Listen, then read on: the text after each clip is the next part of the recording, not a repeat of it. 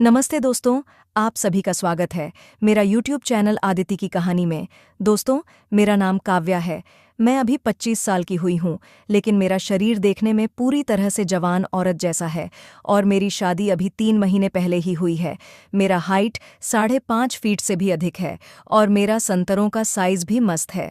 लेकिन अब ऐसा लगता है कि यह खूबसूरती अब मेरे किसी भी काम की नहीं है, क्योंकि मेरे पति की प्राइवेट जॉब दूसरे स्टेट में लगी हुई है। इसलिए वह शादी के बाद अभी तक घर नहीं आए हैं। मेरे ससुराल में मेरा 19 साल का देवर मेरे ससुर जी और उनकी माँ रहती है। मेरी सासू माँ का 2 साल पहले देहांत हो गया था, इसीलिए मेरे पति मुझे अपने साथ नहीं ले गए, क्योंकि मुझे घर संभालना था। अब मेरी फीलिंग समझने वाला यहाँ पर कोई नहीं था। मेरा गर्म खून अंदर से उबल रहा था, जिसे कोई ठंडा करने वाला चाहिए था। लेकिन मेरे पति तो पिछले 3 महीने से अभी तक घर भी नहीं आए थे, इसीलिए अब मैं काफ़ी बेचैन और प्यासी जैसे रहने लगी थी। तभी मेरी नज़र मेरे देवर पर गई। उसकी हाइट हमसे छोटी थी और शरीर भी हमसे पतला ही था, मगर उसका घोड़ा उसके हिसाब से बहुत बड़ा था। मेरे देवर का नाम पीयूष है और अब की बार उसने कॉलेज में प्राइवेट एडमिशन करवाया है, इसीलिए इन दिनों वह घर पर ही रहता है। घर पर मैं और मेरे देवर अकेले ही रहते हैं, क्योंकि मेरे ससुर जी की माँ बूढ़ी होने के कारण हमेशा अपने कमरे में आराम करती थीं और ससुर जी घर के बाहर वाले कमरे में रहते हैं, इसीलिए वह कभी कभार ही अंदर आते हैं। पहले मैं अपने देवर को वैसी नज़रों से नहीं देखती थी, लेकिन जिस दिन से मैंने पीयूष के नाग देवता को देखा, उस दिन से मेरी तो नज़रें ही बदल गईं। उस दिन पीयूष को लगा कि घर में कोई नहीं है, इसलिए वह अपने कमरे में वीडियो देखता हुआ नाग देवता से खेल रहा था। तभी अचानक मेरा वहां से गुजरना हुआ और मेरी नज़र खिड़की पर पड़ गई, क्योंकि अंदर से थोड़ी थोड़ी वीडियो की आवाज़ आ रही थी। जब मैंने खिड़की में से झांक कर देखा, तो मेरे तो होश ही उड़ गए। पिछले 3 महीनों में मैंने पहली बार नाग देवता का दर्शन किए।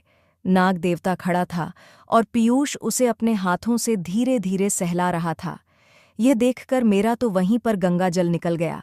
बस उसी दिन से पीयूष के नाग देवता की सवारी करने को जी मचलने लगा।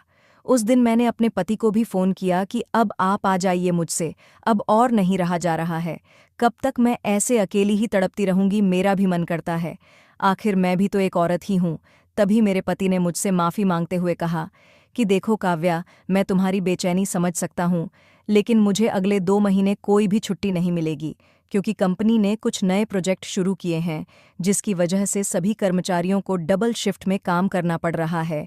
इसीलिए अगले 2 महीने छुट्टी मिलना तो नामुमकिन है। बस 2 महीने और इंतज़ार कर लो काव्या, फिर तो मैं ले लेकर तुम्हारा बुरा हाल कर दूंगा। ऐसा कहकर मुस्कुराते हुए उन्होंने फ़ोन काट दिया। जैसे तैसे करके सुबह हो गई।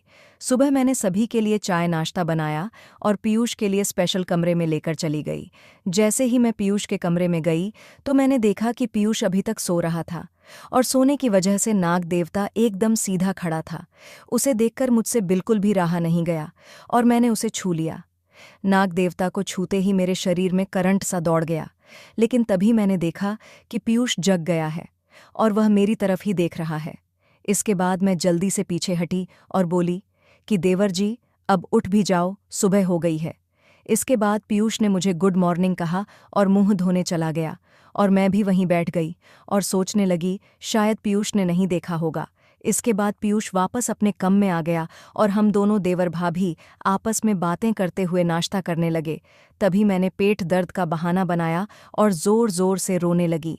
पीयूष हड़बड़ाकर पूछने लगा कि क्या हुआ भाभी, आप इतनी तकलीफ में क्यों लग रही हैं?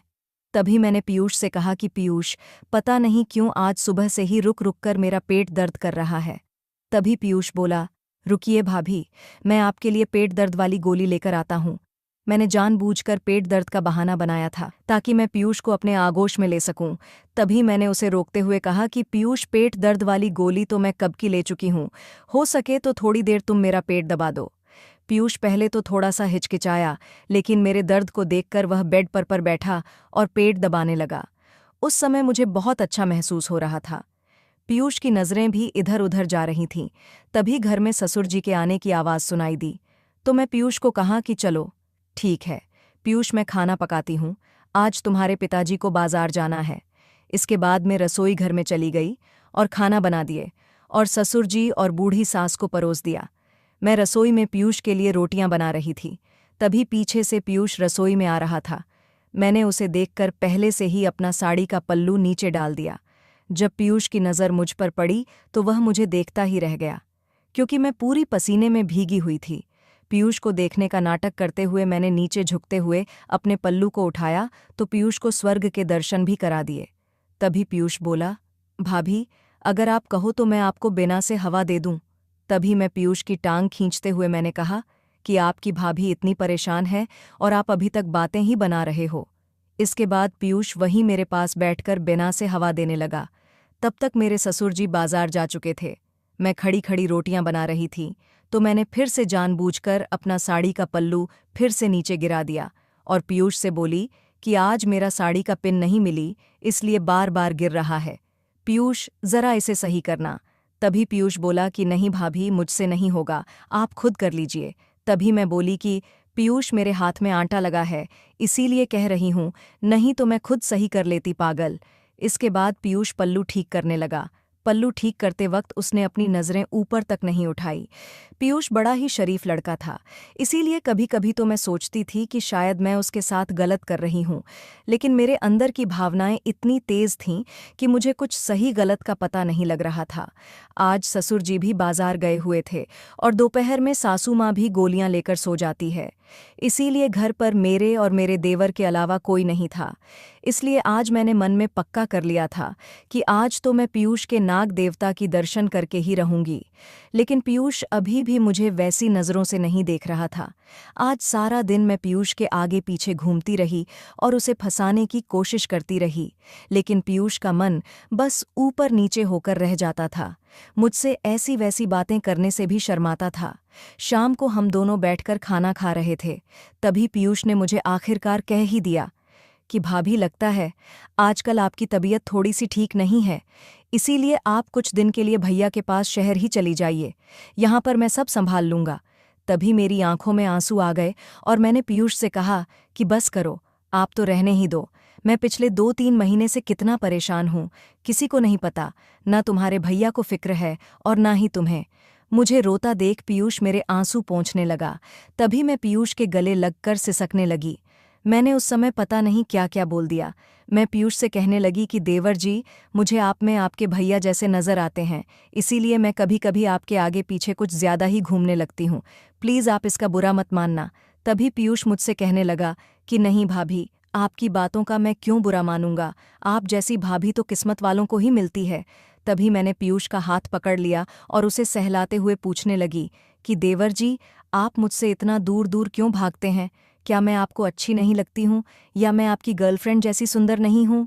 तभी पीयूष मुझसे बोला कि नहीं भाभी, ऐसी कोई बात नहीं है, यहाँ तक कि मेरी तो कोई गर्लफ्रेंड भी नहीं है। तो मैंने उसकी गोदी में सर रखकर उससे कहने लगी कि तुम्हारा कोई गर्लफ्रेंड नहीं है तो तुम मुझे बना लो ना, क्यों इतना तड़पा रहे हो?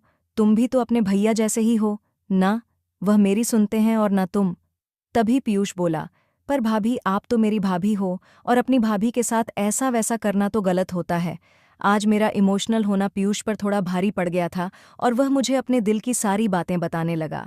वह भी कहने लगा कि भाभी जी, जब मैं आपको देखता हूँ तो मेरे शरीर में भी करंट सा दौड़ने लगता है। उस दिन जब मैंने आपको पसीने में तर देखा तो आपके साथ। पीयूष इतना बोलकर चुप हो गया तो मैंने उससे कहा कि आगे बोलो ना, मुझे आपसे यही सुनना है, मुझे भी अच्छा लगता है। अगर तुम मुझे पहले कह देते तो मैं तो कब से तैयार थी। इसके बाद तो मैं खुश हो गई थी। मैं गोदी से खड़ी होकर बेड पर बैठ गई और पीयूष से कहने लगी कि अच्छा बताओ, दूध पियोगे क्या? तो पीयूष बोला कि अरे भाभी, अभी तो खाना खाया है और ऊपर से दोपहर भी है, शाम को पी लेंगे। तभी मैंने कहा, अरे देवर जी, आप तो अभी बच्चे के बच्चे ही रह गए, मैं वो वाले दूध की बात नहीं कर रही हूँ। तभी राहुल का मुंह लाल हो गया और उसने शर्माते हुए नज़रें नीचे झुका लीं। फिर मैंने कहा कि ऐसे शर्माने से बात नहीं बनेगी देवर जी, अभी आपको ही सब कुछ करना है। फिर मैं उससे पूछने लगी कि क्या कभी तुमने कभी किसी को नाग देवता का दर्शन करा हो? तो वह कहने लगा कि नहीं भाभी, मैं किसी को नाग देवता का दर्शन नहीं कराया हूँ, मैं पहली बार किसी को नाग देवता का दर्शन कर रहा हूँ। इतना बात सुनकर तो मैं हंसने लगी और उससे कहने लगी कि चिंता मत करो, तुम्हें और मुझे दोनों को ही बड़ा मज़ा आएगा, चलो अब जल्दी से तैयार हो जाओ। तभी अचानक से घर का दरवाज़ा बजा।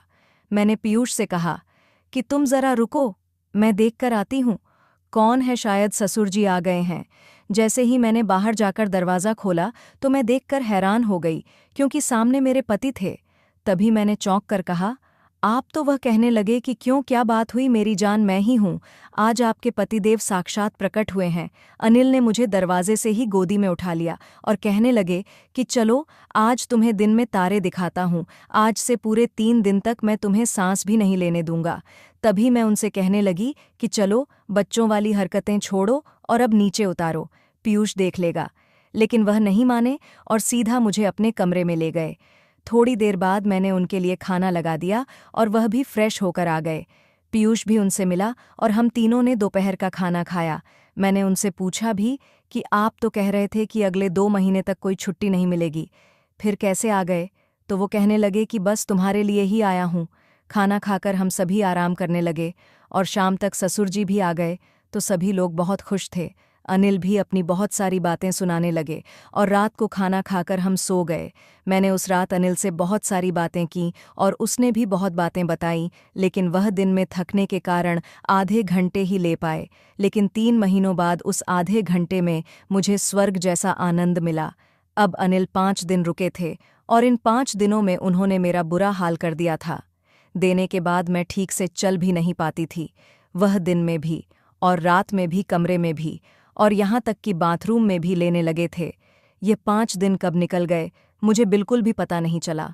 हालांकि 3 दिनों की ही छुट्टी लेकर आए थे, लेकिन मैंने उन्हें ज़बरदस्ती 2 दिन और रख लिया, क्योंकि अब पता नहीं आगे कब वापस आना हो। अनिल अब वापस चले गए थे और मैं भी बहुत खुश थी। यहाँ तक कि मुझसे तो अब भी ठीक से चला नहीं जा रहा था, लेकिन इन 5 दिनों में मैं पीयूष को तो भूल ही गई थी और मैंने उससे ज़्यादा बात भी नहीं की। अनिल के आने के तीसरे दिन बाद से पीयूष घर में नहीं दिखा। जब मैंने अनिल से पूछा तो उन्होंने बताया कि वह मिलने के लिए अपने मामा के यहाँ चला गया है। अनिल को गए हुए पूरे 5 दिन बीत चुके थे और पीयूष भी अभी तक नहीं आया था। तो मुझे चिंता होने लगी कि कहीं पीयूष मुझसे नाराज़ तो नहीं हो गया है। इसीलिए मैंने हिम्मत करके उसकी मामी के यहाँ फ़ोन कर लिया। उसकी मामी से बात करने के बाद में मैंने पीयूष से बात की और उससे पूछा कि क्या हुआ, देवर जी अपनी भाभी से नाराज़ हो गए हो क्या? फ़ोन पर तो पीयूष ने ठीक ही बात की और उसने कहा कि नहीं भाभी, घर में मन नहीं लग रहा था, इसीलिए सोचा कहीं बाहर मिलाऊं। फिर मैंने पूछा कि अब घर कब तक आओगे? तो पीयूष ने कहा कि बस कल या परसों तक आ जाऊंगा। इतना कहने के बाद मैंने उसे कहा कि नहीं, तुम्हें कल ही आना है, आप सामान पैक कर लो और कल आ जाना। पहले तो पीयूष नहीं माना, लेकिन मैं जिद करके आखिर में उसे मना ही लिया। अगले दिन पीयूष घर आ गया और उसने बस मुझे नमस्ते किया और अपने कमरे में चला गया। दोपहर तक कुछ नहीं बोला और खाना खाकर सो गया। फिर मुझे पता चल चुका था कि पीयूष मुझसे नाराज़ है। उसे मनाने के लिए दोपहर में मैंने उसकी पसंद का सूजी का हलवा बनाया और उसके कमरे में देने को चली गई। मैंने नहाकर लाल रंग की साड़ी पहनी और उसे खुश करने के लिए थोड़ा सा हार श्रृंगार भी कर लिया। मैं उसके सामने गई तो वह बेड पर सोकर फ़ोन देख रहा था और मुझे देखकर बैठ गया। मैं उसके पास जाकर बैठ गई और अपने हाथों से उसे हलवा खिलाने लगी। तभी पीयूष बोला कि मत खिलाओ भाभी, मुझे भूख नहीं है, टेबल पर रख दो, मैं बाद में खा लूँगा।